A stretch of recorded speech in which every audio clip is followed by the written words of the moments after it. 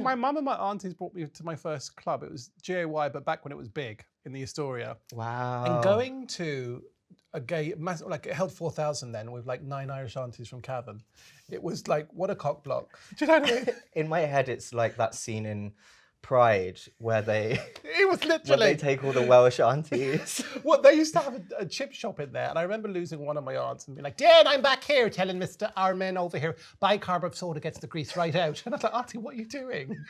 And one of them tried to set me up with a lad, and as the lad got closer, I was like, Aunt, that would be a lesbian. And she's like, so it is, you're quite right.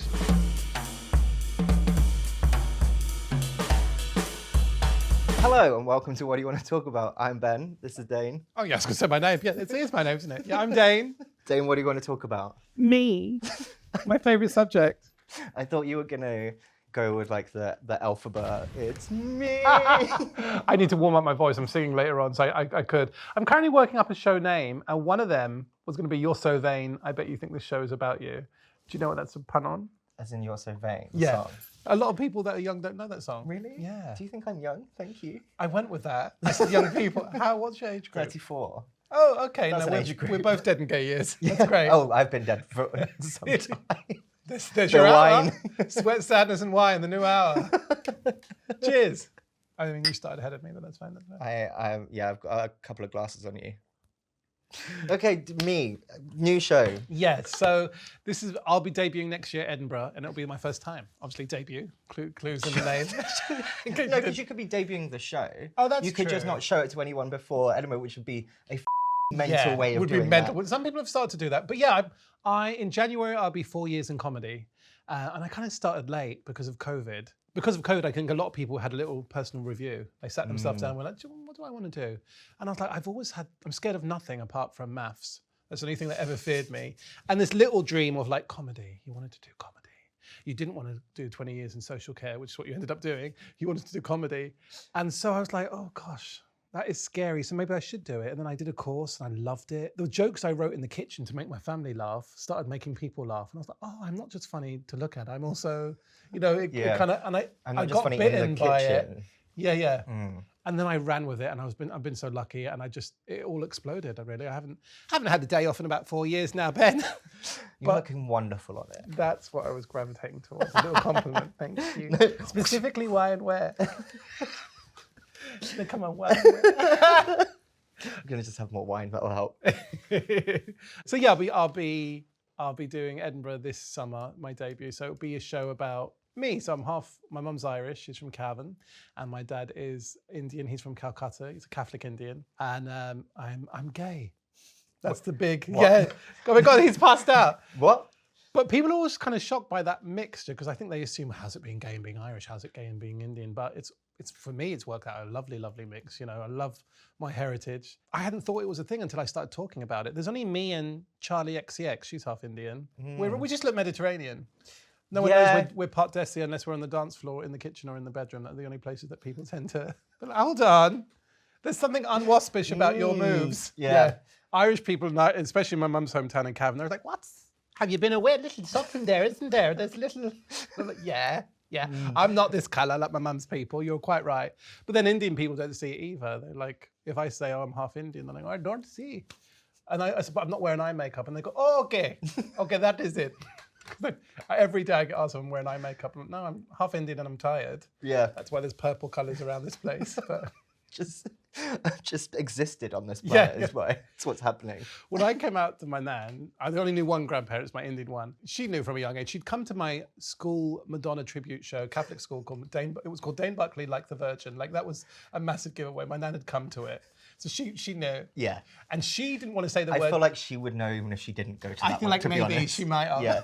And she used to always substitute the word gay with pretty. She was like, I always knew like pretty, and you like other pretty boys and you have pretty culture, but you can tell Nanny if you feel pretty. And I was like, just say gay. And then I got brave and I went, Nan, I'm gay. And she said, we must call your father. And I said, why? And she said, he owes me 20 pounds. Turns out she's a massive ally. She was a nurse. She'd been around the gays the whole time. But she was quick to remind me it came from the white side. She was like, I don't mind this, but it's from Irish. We don't have in Calcutta, okay? It's like, I'm allowed to do the accent, by the way. What we're gonna do is we're gonna cut out any reference to your heritage and just have you doing this accent for 15 minutes. And then my mum and my aunties brought me to my first club. It was GAY, but back when it was big in the Astoria. Wow. And going to a gay, like it held 4,000 then with like 9 Irish aunties from Cavan. It was like, what a cock block. Do you know what I mean? In my head, it's like that scene in Pride where they It was literally. when they take all the Welsh aunties. Well, they used to have a chip shop in there, and I remember losing one of my aunts and being like, "Dane, I'm back here," telling our men over here, bicarb of soda gets the grease right out. And I was like, "Auntie, what are you doing?" And one of them tried to set me up with a lad, and as the lad got closer, I was like, that would be a lesbian." And she's like, "So it is, you're quite right." But I do have a lovely memory of 2 of my aunts on the dance floor dancing to Single Ladies, which was a special moment, you know? That's so Isn't it? cute. That's really nice. If you loved them, then you better put a ring on it. It's like... So I've only ever had that kind of queer acceptance, and I think that's why I shone.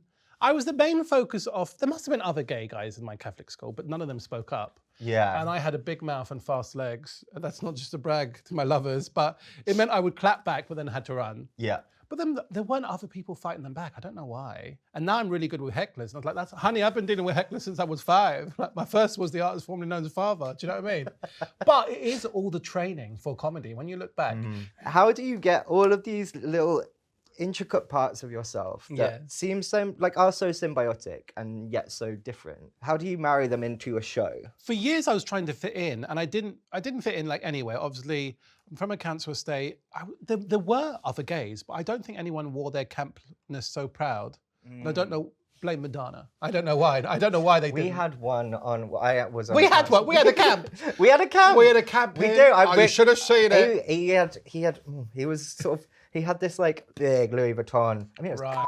Yeah. But also, he'd get so much shit for it. Well, I didn't have the budget for that, but my camp was more in the fact that I'd been playing with She-Ra and reenacting Madonna's Vogue. Very well, I might add. I hired some backing dancers. I did. So I used to try and fit in, and then I had this, it was comedy that did this. I started doing comedy, and I was like, oh, I don't have to gravitate to any of these things. I can just be my own special thing, and I don't want to be these things. I'm Dane. And then I really I don't have to prove my right to any of those schools, you know. Even somewhat even about like when I first ran to the gay clubs, I didn't fit in. I am a bigger guy and definitely didn't fit in at the time. Loved pop, but didn't fit in, and was much more at home in like an old man Irish pub. But you also need your dramatic years because you're like, oh, these are my so-called life years, aren't they? Where I get to be dramatic, and then I have my Tori Amos and Alanis Morissette moment later on. So actually, looking back, it was perfect for me. But like, what normal 9-year-old says, Mum, I demand that you bring me to see Sinead O'Connor. I have to. Do you know what I mean? Like that's. Did you? Oh, so many times. Oh my God. So yeah, that's kind of how I come together, have been put together, and I'm loving it. I've been doing a lot of tour support. Tom Allen, Josh Widdicombe, my therapist ghosted me, Joe McNally, Rosie Jones. So that's going really well. Tour support's really good training because you're around the country full of rooms. Will be like, what's that? That's not what I come to see. That's not from the telly. What's that semi-ethnic homo on stage? What? Do you know what I mean? That's not Tom Allen. No. Is it? It has feelings. I'm in the middle of my set, Tom bitch. Allen's toupee is fantastic. Not sure about his Indian accent. I think he's gone too far. It's really... Rosie Jones, I think she's putting it on TV. It's good. So it's really, really good training. And yes, I'm excited to speak about my hour. And it will be about growing up in a cancer estate, being half Irish, half Indian, and the women in my life. Because I've always been around these amazing, my mum, my Indian nan, my sisters, Betty Botter, Catwoman, She-Ra. These women have always been massive parts of my life. And if you talk about the women in your life, you have to talk about the men that are not in your life, says my therapist. So we talk about the artist formerly known as Father and the men that haven't returned my letters. Colin Farrell, Tom Hardy, Danny Dyer. I have a type. But yeah, I come up via the club, so I'm really comfortable doing a room of 200 girls from Watford who don't want to be there. Yeah. And then you have to use your powers to make them think that they love you and that they do want to be there. Slowly bringing them round. Yes, weaving that spell. Do my Stevie Nicks. So I'll be doing whips across the country, but I also often play a lot of festivals. I did Latitude last year, which was absolutely amazing. And I'm going to be, as I said, I'm going to be on the telly in February. I think my episode of 8 out of 9 out of 10 out of 12 Cats is going to be on the telly. I can't wait to see how you got on in the maths rounds. My God. I don't see numbers. And when we did the spelling, I chose so many vowels. I was like, Irish. Bow. Thank you. I'm Bow. Irish. Bow. I should do a shout out to my podcast though. I do my best mate Dan Fox, and I hate to mention it, but the first week it went top 10 Apple and Spotify. Thank you. It's called Welcome to Hell. It's really fun. Gays judging sins and confessions of the public, and my God, the stuff they send in is People insane. are feral. People are feral. If you give them an in, yeah. where they can say something, even if it's not completely anonymous. Yeah. Like if every now and again go on Instagram, I'll be like, I'm bored, I'm on a train.